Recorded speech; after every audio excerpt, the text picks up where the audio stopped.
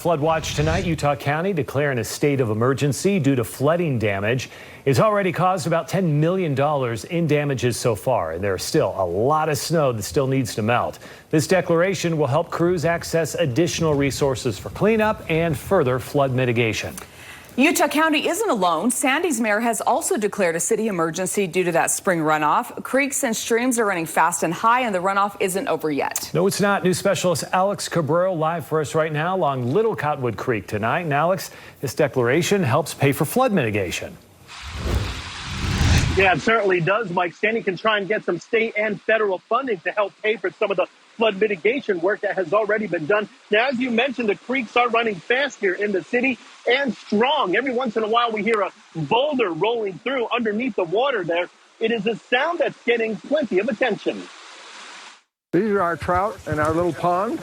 This is where Fred Burton finds his peace. We love it here. He spent more than 30 years building his backyard oasis. I think about moving into something smaller, but every time I look out my window and see this, it's too difficult. This year, though, it's not just the water in his pond that's on his mind. We can hear the rocks rolling in the river, which we haven't heard for years. It's been quite the spring runoff. And since Burton lives near Little Cottonwood Creek in Sandy, he's been watching the water get closer and closer to its banks. It's within 6 inches of the top, and it's rough. Many homes are near the creek, which is why city workers have been busy for months, keeping debris out of the channel, trying to keep it all from flooding. We've seen them up here, and they've got a backhoe up at the top where the bridge is. It's been so much work, though, with lots of snow yet to melt. Sandy's mayor declared an emergency this morning.